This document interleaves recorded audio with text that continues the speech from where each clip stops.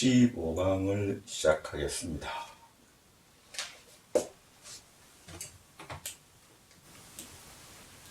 지난 시간에는 인도에서 불교가 소멸될 수밖에 없었던 이유, 여러 가지 이유가 있지만 가장 중요한 것은 불교 내부에 있었다.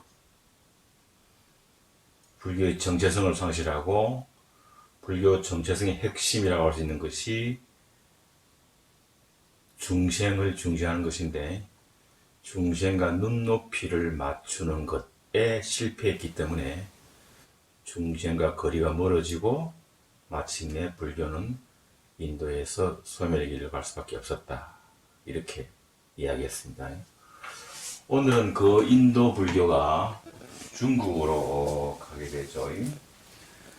크게 이제 중국 사상과 인도 불교에 대해서 서로 비교를 해놨는데, 이 비교를 한 이유는 그 당시 세계 최고 수준의 문화가 인도 불교 문화입니다. 그리고 그 인도 불교 문화에 못지않는 세계 최고 수준의 문화가 중국 문화입니다.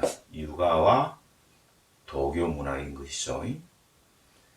이 두 문화는 대단히 독창적이고 개성이 강했습니다. 그래서 만나기가 쉽지가 않죠. 인류 지성사에서 인도 불교와 중국 문화가 만난 건 대단히 아주 중요한 사건이라고 볼 수 있고, 그 인도 불교와 중국 문화가 만나서 서로가 서로에게 윈윈하여서 굉장히 질이 높은 고 수준의 새로운 어떤 중국 불교라고 하는 것을 만들었을 때, 그 중국 불교는 오늘날에도 인류의 지성이 낳은 가장 최고 수준의 문화라고 이야기되었습니다. BC 6세기에 인도에서 불교가 만들어졌지만 중국과 인도는 그렇게 먼 길은 아니지만 500년 이상 걸립니다. 불교가 중국에 들어가게 된 것이 서기 67년이니까 600년 지나서죠. 이건 뭐 공식적인 이야기니까 실제로는 조금 더 전에 아마 들어갔을 거예요. 어쨌든 그래도 한 500년 정도는 인도 불교와 중국 문화가 서로 갈등하고 대립하였다가 서로 섭합되어지고 서로 받아들이는, 그렇다면 무엇 때문에 그렇게 오랜 세월이 걸렸을까? 라고 할 때 그것을 지금부터 좀 살펴보자는 거죠. 중국 사상과 인도는 각각 독자적인 어떤 영역의 문화를 만들어 왔죠. 그래서 중국 사상의 특징은 현실 생활에 대단히 밀착되어 있다는 거죠. 철저하게 우리를 행복하게 만드는 것이 진리다라고 하는 것이 중국 사람들의 사고방식입니다. 전에 한번 이야기했지만 중국의 덩사오평이라고 하시는 분이 하신 말씀, 검은 고양이면 어떤가, 흰 고양이면 어떤가, 지만 잘 잡으면 되지. 그 이야기가 무슨 이야기입니까? 공산주의면 어떤가, 자본주의면 어떤가, 인민만 잘 살게 하면 되지 라고 철저하게 이념이라고 하는 것조차도 인민, 중국 국민의 기본적인 어떤 삶 밑에다 두는 거죠. 그래서 모든 것은 중국에 가면 전부 현실에 여하이 우리에게 도움을 주는가 안 주는가 하는 문제가 가장 중요한 문제가 됩니다. 철저한 현실주의라고 볼 수 있죠. 반면에 불교라고 하는 건 이게 이제 세간을 중시한다라고 본다면, 불교는 출세가잖아요. 공이 어떻고 열반이 어떻고 뭐 붓다가 어떻고 깨달음이 어떻고 이런 이야기를 하죠. 이런 거는 뭐 눈에 보이는 거 아니잖아요. 그러니까 중국 사람들이 보기에는 뭐 공에 대해서 이야기하고 열반을 이야기하니까 중국 사람들이 말하는 거죠. 그것 좀 가져와 봐라. 사과나 복숭아나 배처럼 가져와 봐라. 그건 내가 만져보고 두드려보고 그것이 옳은가 그런가를 내가 결정할게. 갖다 줄 방법이 없는 것이죠. 이것들 서로 지향하는 바가 다른 것이죠. 지향하는 바가 다릅니다. 자, 그러니까 보세요. 여기는 말이죠. 여기는 현실을 중시하기 때문에 가장 중요한 게 뭡니까? 결혼해서 장가가서 아이 놓고 부모님에게 효도하고 하는 것을 아주 중요합니다. 이쪽은 인륜, 그죠? 그 다음에 국가, 가족 이런 걸 굉장히 중시합니다. 근데 이쪽은 뭡니까? 중국 사람들이 보기에는 멸륜 해국이잖아요. 장가를 안 가니까 인륜을 망치고 세금을 안 내니까 나라의 해로. 그러니까 아주 서로 가까이 하기엔 너무 먼 당신인 것이죠. 다른 것만 있는 것도 아닙니다.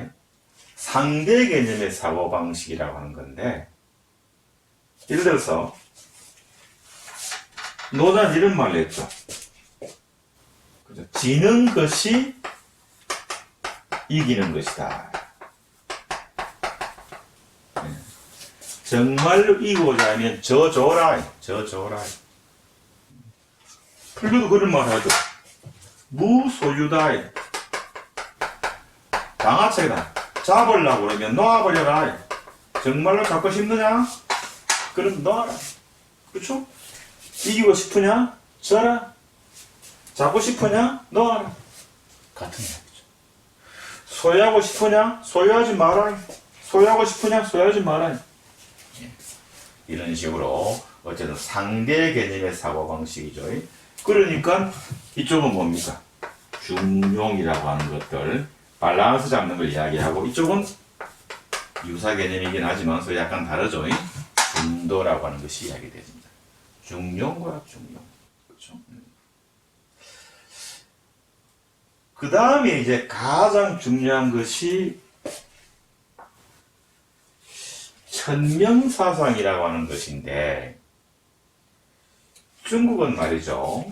중국은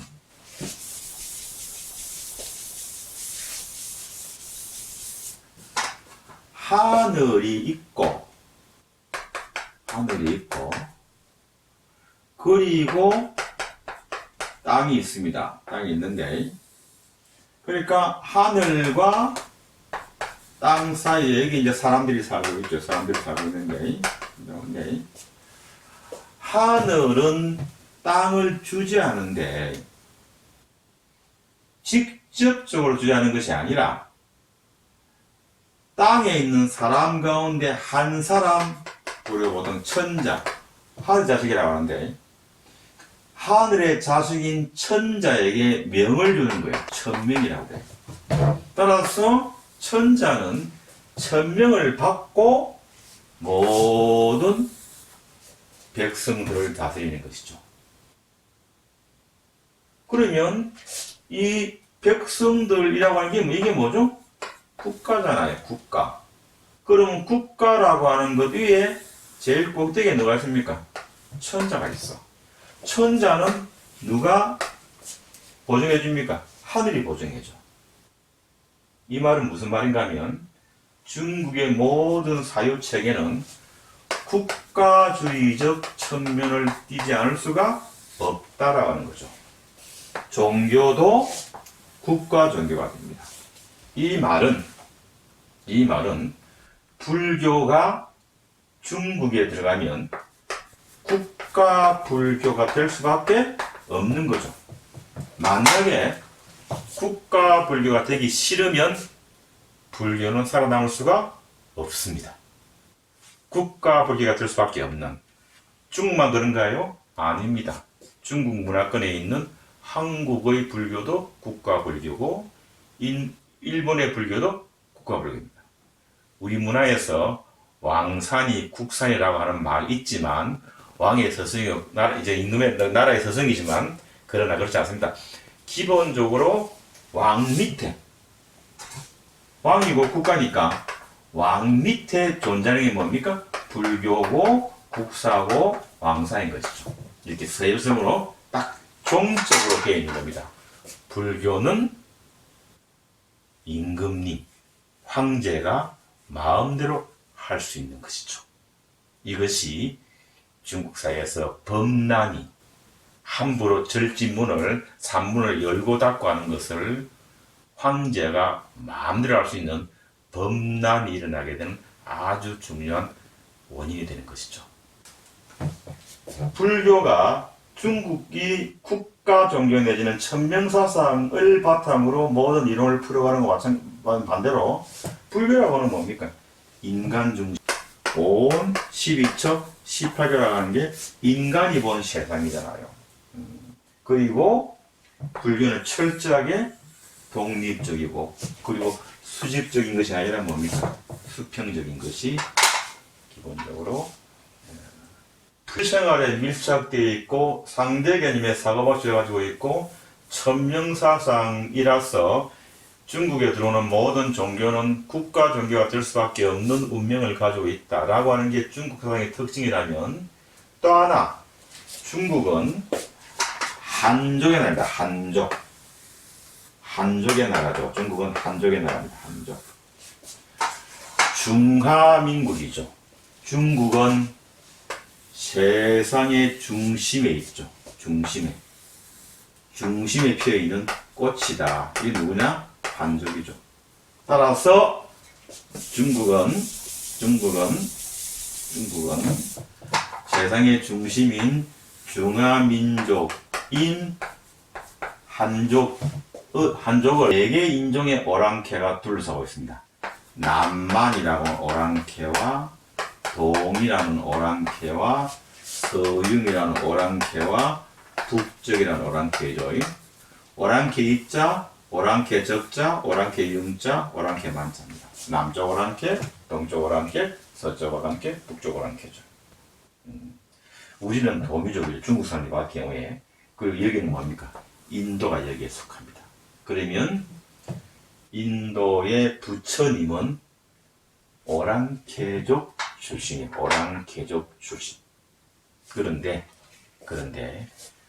중국 사람들은 오랑캐는 결코 중국의 지도자가 될 수 없다고 봅니다. 오랑캐의 종교를 한족은 믿을 수가 없죠. 왜? 세계의 중심이니까.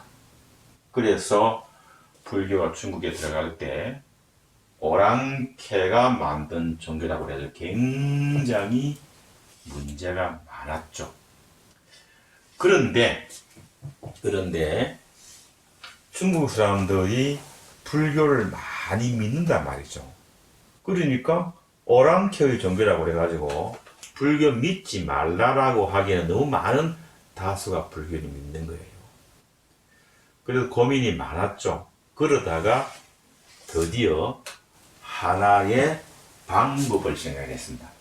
중국 사람들이 가장 존경하는 분이 공자고, 그 다음에 노자인데, 이 노자라고 하는 분은 말이죠, 출생도 비밀의사에 있고 돌아가신 것도 비밀의사에 있습니다. 오직 남아있는 건 도덕경이라고 하는 그야말로 인류 지성사의 최고 걸작품인 도덕경이라는 경전 하나만 남아있고 나머지는 잘 모르죠. 숨어있는 사람입니다. 그야말로 언둔계급이죠. 언둔자입니다. 그래서 어느 날 사라졌거든요. 그래서 중국 사람들이 이야기합니다. 노자는 돌아가시거나 사라진 게 아니고 중국을 다 정신적으로 개혁시키고 난 다음에 가만히 보니까 저 남쪽에 인도 사람들이 야만족으로 되어 있더라. 그래서 그 인도 사람들을 교화시키기 위해서 탁 하고 둔갑을 써가지고 정반왕의 아들이 되어가지고 그래가지고 부처가 되어서 인도 사람을 교화했다. 따라서 부처는 노자가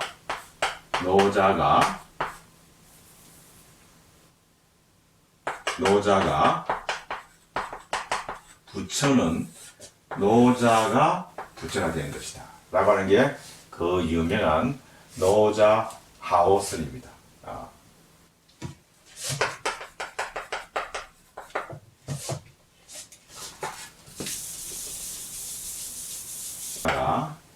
인도에 가서 오랑캐로 변했다. 왜 오랑캐로 변했는가? 라고 할 때 인도 사람들을 교화시키기 위해서, 그래서 노자가 붓다가 되어서 인도 사람을 교화했다. 그래서 부처님은 원래 중국의 한족이다. 따라서 불교는 중국 사람이 만든 종교니까 믿어도 관계없다 라고 하는 것이 그 유명한 노자 하오설입니다. 한족을 중시하는 중국 사람들의 자존심을 건드리지 않고도 충분히 중국 사람들이 불교를 믿게 된 것이죠. 그 다음에 이제 중국 불교는 종파 불교고 인도 불교는 이제 부파 불교인데, 이 부파 불교는 여러분도 아시다시피 인도 불교가 부처님 말씀을 가지고 그것을 보다 보수적으로 해석을 하는 상자부 불교와 보다 진보적으로 해석하는 대승부 불교로 나뉘고, 그 두 불교가 다시 나뉘어서 20개의 부파로 나뉘어져 가지고 각자가 자기네들의 생각이 옳다 라고 가지고 끊임없는 교리 논쟁을 벌리는 것이 인도의 부파 불교죠. 우리가 늘 이야기하지만 교리 논쟁이 잘못되었다는 것이 아니라 교리 논쟁만 벌리면 안 돼요. 교리 논쟁만. 늘 발라서 필요한데 교리 논쟁만 벌려가지고 중생과의 거리를 가까이 두고 중생과 눈높이를 맞추지 못한 불교를 우리가 보통 부파 불교라고 비판적으로 말합니다만, 그에 비해서 중국 불교는 종파 불교죠. 하엄종, 천태종, 선종, 정토종. 종파 불교라는 말은 뭐냐면 굉장히 많은 경전이 있죠. 하엄경이 있고 법화경이 있고 무슨 경전이 있잖아요. 뭐 어떤 스님께서 하엄경을 보다가 크게 깨달은 바가 있는 거야. 그래서 하엄경을 보고 크게 깨달은 안목으로 다른 경전을 보니까 모든 막혔던 것이 술술 풀리는 거야. 따라서 그 스님께서 하엄경을 핵심에 놓고 가장 기둥으로 놓고 불교 교리를 재해석하면 그분의 종파가 뭡니까? 하엄종이 되는 거죠. 하엄종. 혹은 어떤 스님이 법화경 공부를 많이 해가지고 법화경을 열심히 공부했으니까 어느 날 눈이 팍 떠졌어. 그리고 그 안목을 가지고 다른 하엄경이든 무슨 경이 다 보니까 다 설명이 되게 해석이 돼. 그래서 이분은 자기 사유책의 핵심에 법화경을 놓고 법화경의 안목을 가지고 불교를 재해석한 거죠. 그러면 뭐가 됩니까? 법화종이 되죠. 그런데 이렇게 하신 분이 천태산에서, 천태지대산인데 천태산에 주석하셨어요. 천태산에 주석하셨어요. 그래서 우리는 그걸 보통 천태종 혹은 천태법화종이라고 합니다. 그러니까 중국의 종파불교는 경전에다가 종자를 붙이는 경우도 있습니다. 붙이는 경우 있고, 그 다음에 해능스님처럼 조계산과 연관이 있으니까 뭐죠? 조계종. 천대산과 연관이 있으니까 천대종 하는 식으로 종자를 붙이는 거죠. 그래서 천태종은, 천태법화종은 법화경을 소위경전으로, 하엄종은 하엄경을 소위경전, 이런 식으로 되게 종파불교가 있었고, 그 종파불교가 중국에서 한 13개 정도 있었다라고 이야기되어집니다. 하지만 오늘날에는 뭐 그렇게 많지는 않고 선종 아니면 뭐 정토종이고 뭐 그 정도가 지금 종파불교라고 볼 수 있죠. 하지만 예전에는 뭡니까? 뭐 삼론종, 열반종, 정토종, 선종, 섭론종, 뭐 천태종, 하엄종, 법상종이 많았습니다. 이렇게 종자가 붙으면 중국이나 한국 불교고 부자가 붙으면 뭡니까? 인도 불교다. 이렇게 볼 수 있는 것이죠. 결국 이제 불교가 중국으로 유입될 당시가 AD 1세기 전후기 때문에 그 무렵은 이제 중국에서 고대 국가가 통합되던 시기니까 불교가 필요했죠. 필요했습니다. 그리고 당시 중국은 인도와 문화 수준이 거의 비등했지만 철학적인 측면이라고 할까요? 그쪽은 불교가 조금 더 강점을 가지고 있다고 보여지는 것이죠. 그래서 중국 사람들이 자기들이 가지고 있는 어떤 유교와 도가의 어떤 사상이 가지고 있는 강점 혹은 유교와 도가 사상이 가지고 있는 어떤 약간 약점을 되게 불교가 되게 상쇄시킬 수 있을 것이다 라고 본 것이죠. 그러면서 이제 중국에서는 유교와 도가는 국가주의 측면에서 뭡니까? 왕이 천하를 다스리는 하나의 방편으로 썼어요. 따라서 불교도 중국으로 들어가면서 국가불교가 되고, 그리고 왕이 천하를 다스리는 하나의 방편으로 쓸 수밖에 없었고, 이것이 이제 중국 불교의 어두운 면이라면 어두운 면이고, 중국 불교의 숙명이라면 숙명이겠죠. 그래서 중국 불교에는 유난히 범난 천자가 자기 마음에 안 든다고 뭐죠? 절지문을 열고 닫는 그런 어떤 범난이 많았습니다. 범난이 많았죠. 네, 여기까지 하겠습니다. 고맙습니다.